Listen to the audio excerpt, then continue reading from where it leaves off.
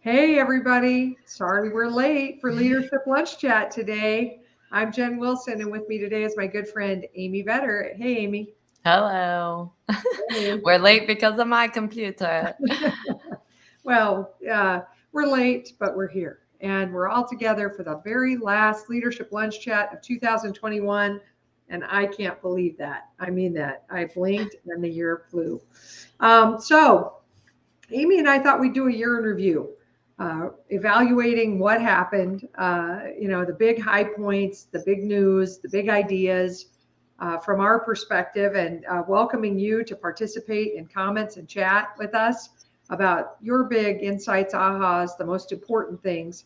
And maybe while we're doing the year in review, we might talk about whether or not we think those things will remain relevant in 22 or whether we think there's some things that we should be paying attention to in 2022 that maybe we haven't talked about yet. So, Amy, do you want to start with some high points from your perspective? Sure. Well, I think first off that, we started getting back to work. Not that we weren't working, we were working plenty. But getting back together from a human perspective, which, was a lot of intrepidation going into that. What was the right way to set up a workplace and be together. I know in the beginning, even going to conferences, I spoke in May in Las Vegas to a conference that I believe the room is normally 2,000 people, but they put one table out for each person.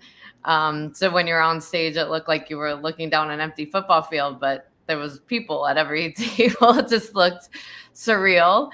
So I think, all of the unknowns of trying to keep people safe while we still get back to being together has been a big thing to overcome this year, but it also so necessary because there's just nothing like being in person and being able to just have conversation that's relaxed and communicate. And there's just so much business that happens and friendship that happens that you just lack in the virtual world. Yeah. Yeah. So getting together in person, you and I got to get together in person for the Yes. first time since we've been doing Leadership Lunch Chat in June. And that was awesome at a big conference with a lot of people and, fear of getting sick, but also strong desire to reconnect. So I agree that was a high point, was like beginning the navigation of this blended or hybrid way of working.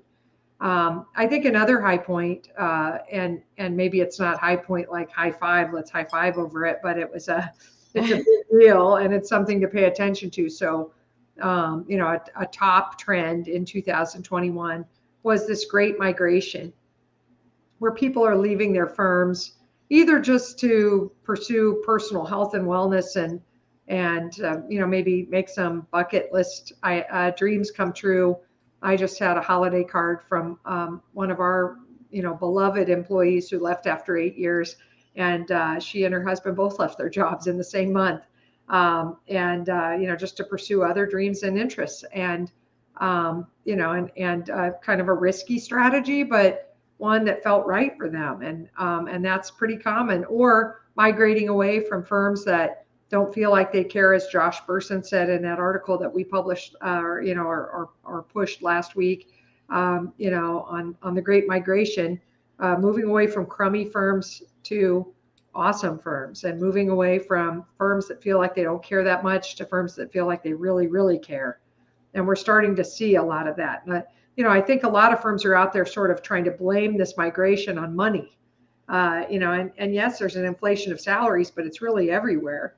It's Mhm. not people leaving for money. Most people don't leave for just money. They No. leave because they think their quality of life is going to get better. And so, anyway, I think paying attention to the Great Migration, big deal in 2021, continues for all of 2022 in my prediction. Yeah, I definitely, and like we've talked about on here, it really isn't just about the money, it's about quality of life. And over and over, what I've heard is people are leaving and then they're not replacing them or can't find people. So people are stretched. So even in that sense, it's really important that you don't lose the people that are staying and just be focusing on who's left as well, and how you create a better culture and environment and boundaries for those people. So even though it's been a really hard thing to have people leave, I think what it's done is make sure that there's a whole new perspective on workplace and culture, and how to prioritize workplace happiness and work-life balance that I don't know that I've seen forever. It's something we talk about, but right now, it's such a priority because of the situation that we're in. It's actually a good thing that it's happening because it's making everyone rethink the way they're working, listening to their employees and their people on what they want rather than thinking it's all complaining. 100%. And I think part of that is, like this migration and the fear around it. So all of a sudden there's a leaning in maybe to the listening, but also, firm leaders have had it rough this last Mm-hmm. couple of years. It's tough to be a firm leader during this time, this pandemic, with these capacity issues and the client needs as great as they've been. And so, leaders feel beat up and tired and overwhelmed and ready for that, long held ideal of, an aligned work life, or that, work life integration, or whatever you want to call it, where Mm-hmm. we care about health and wellness way beyond just trying not to pass germs and making sure people, pass their PCR, way past that, to talking about mental health, talking about physical health, getting time off, all of those things. And I think I hope it's something that lasts. I hope that for our profession lasts, because I don't think there has been near enough focus on health and wellness and quality of life and joy and those things. It's been more like production, profits, I don't know what else, technical expertise or something. Those have been the three legs of the stool. And maybe today those legs are more like talent, technology, and quality of life, or something like that. And profits are there too, but they'll take care of themselves if we have those three legs going. So, For sure. Yeah. And I would say, I don't think it's something we just talk about. It's something you and I have gone through in our own businesses, and I've had to make really tough decisions through, what we've gone through ourselves. And I know in the beginning when we started the show, it was right in the middle of quarantine. So we've been doing this a while now. It doesn't feel like it, um, but part of what we were both struggling with at the time was we had been traveling for most of our careers, most of the year. And it was very uncomfortable to stop traveling and to have a routine. And then I think we went through an evolution, which I think many people have had as well, of like being really uncomfortable with the change, but then going, oh, this isn't too bad.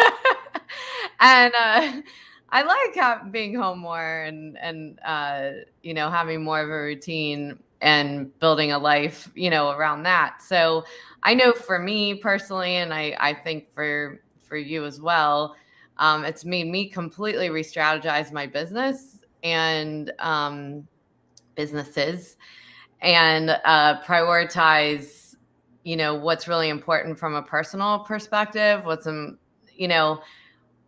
mean, I'm out there talking about work-life balance for years, so that's always been a big thing for my staff. But I don't know that I always, with travel, to try to balance everything, it's hard. So I've really, kind of shifted in the way my business model is going forward, and our offerings as well.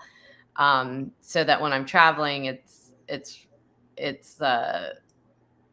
I've changed what the parameters are of when I will travel versus kind of traveling anywhere, which is what I was doing before. Yeah. Well, and I wasn't traveling anywhere, but I was full of travel. I was Right. traveling. That's what I mean. Yeah, Yeah. yeah. I mean, just and that turned out to be everywhere, right? Yeah. And all the time, or at least a third of the time. And I don't want to go back to that lifestyle either, Amy. And I don't intend to.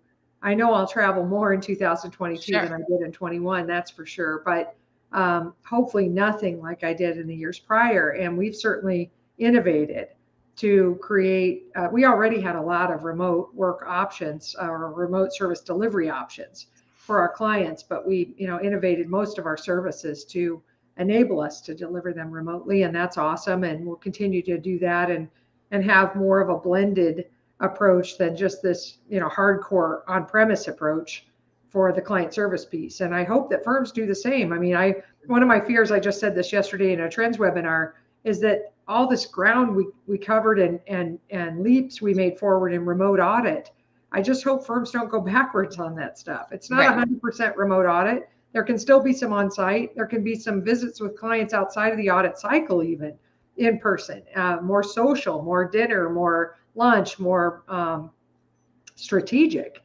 But gosh, I hope firms don't wind that stuff back and try to go back to the audit exactly the way it was done. And I'm not planning to do that. Our team is not planning to do that.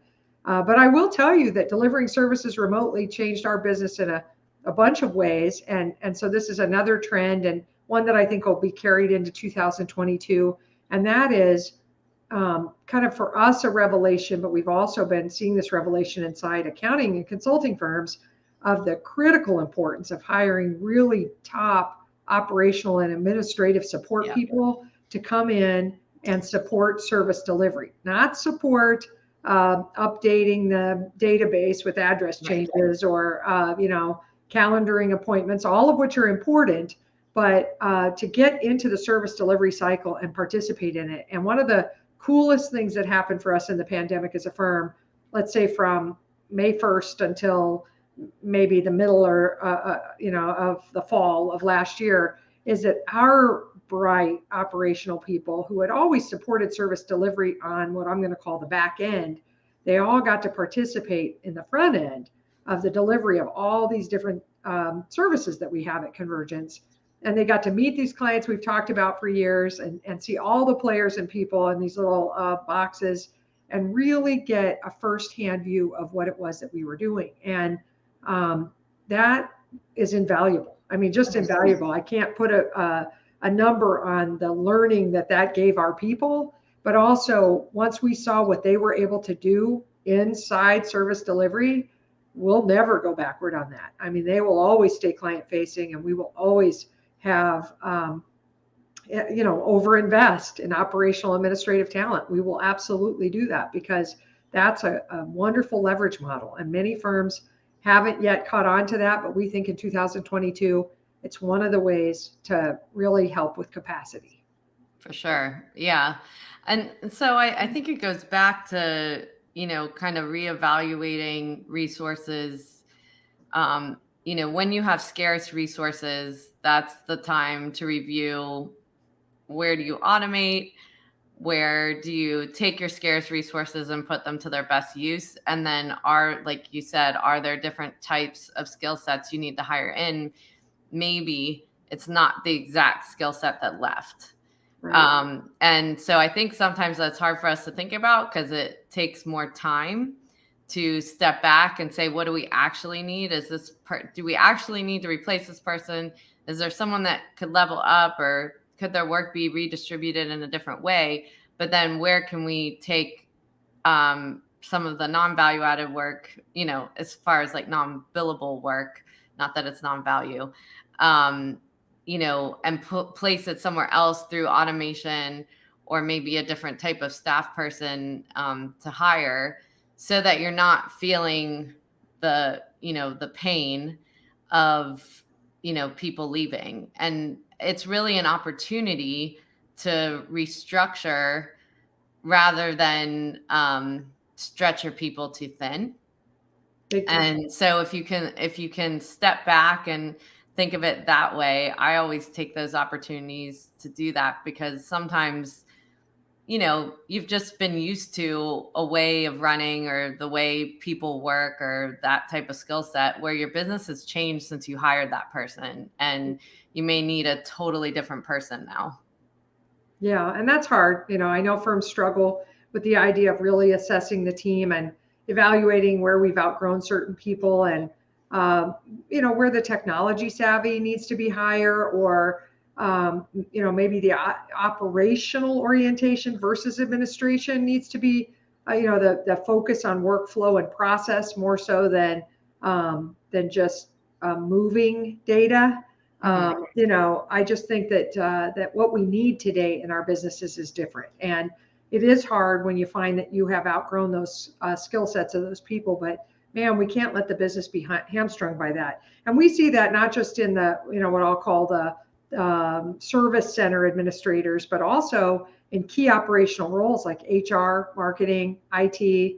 When a firm takes a big leap forward in growth, which many firms have done, they can outgrow those operational leaders. And you want somebody who knows how to run the organization that you're going to be 2 years from now, not who kind of knew how to do it 2 years ago and it doesn't really know what they're doing right now. And that's a bummer. And if you can, upskill them, great. And there's a lot of talk about that, but sometimes we can't wait for upskilling. We just need a different resource to lead us forward in key operational areas. Yeah. So I would say, an important thing to talk about as we're going into vacation time is, there was a lot of fear of going back to the office and losing your personal time and time that might have been in the commute and other things that took you away from family and friends. So coming up on vacation time, I think it's really important that we give everyone a breather. You give yourself a breather. And I know you're doing that at Convergence Coaching. I'm taking time off as well, but just wanted to talk about the importance of that as a trend, but also to be thinking about into the year of, if you really want to reset energy, how to go about doing this in your practice. Because even when there's a lot of work to do, stopping and resetting, can save a lot of talent as well. No doubt. And for a small business like ours, it's one of our core benefits. I mean, to compete with bigger businesses, we're able to say, well, we have unlimited PTO, but also we close this thing down. We've closed it down, since almost our inception. Started to be like between the Christmas and New Year's holidays, but we didn't feel like that was long enough, and most of us had kids in school and our kids were out longer, so we were like, let's just extend this for the school break. And now we try to extend it so that our people get 10 days off, some sort of 10 days off. So this year we're closed from noon the 22nd until January 10th. And we've had a lot of people be like, what? You're not working the week of the 3rd? We're like, no, we're not. And there's a little bit of like, geez, sorry to disappoint, but the truth of it is, when we all shut our systems down and stop talking to each other and stop talking to clients, our brains are able to operate in different ways, and our rest is able to be at a different level. There's nothing like making your business go to sleep for a little while. And we've had firms do this in 2021. So I do think this is like a year in review and a 2022 thing where they closed the week of 4th of July or the week of Thanksgiving, and they just closed. And what happened is, their people stopped sending emails to each other. My inner office. You got to stop answering. Yeah. Teams and all the other things. When my team stops, that's a massive piece of my load. And I love it, and when I go on vacation and they're still working, that's, I come home to some tsunami of stuff. But when we shut down this business, it's beautiful. And so looking for those opportunities to really do those resets, it may not be as long as our reset is. And we didn't reset the week of July 4th or Thanksgiving, because those are peak periods for us. But, where can you find, even we had a client during the pandemic, give everybody Friday off in June. They got out of their crazy spring busy season and they gave every Friday off in June. And so, maybe that's something that you could look at for this reset process where you really do say, hey, and you tell your firm leaders, by shut down, we mean shut down. And if you're going to sneak around and work, put everything on delay and send it the day we get back. You're not allowed to send any communications to anybody during this time because this is sacred. Well, and one of the things that I think is really important, and just getting back to this time off, when anyone's overworking, there's always a reminder that if you quit or you aren't there, someone else is going to do that work, or that work would get done. Yeah. We often will feel like, oh, if we don't do it, then, it's just the business is going to fall apart or whatever. And I think it's really important to take this time to prioritize the people that you care about and spend time with. I'm really excited. This weekend, I'm officiating my best friend's wedding. So it's a time of like completely, just being able to be in joy and happiness for them, for finding love a second time and being together, but also just sharing that time with family. I'm taking time with my kids, and it's rare as your kids get older to have your kids together and be able to take time off with them with their busy schedules. So don't cheat it.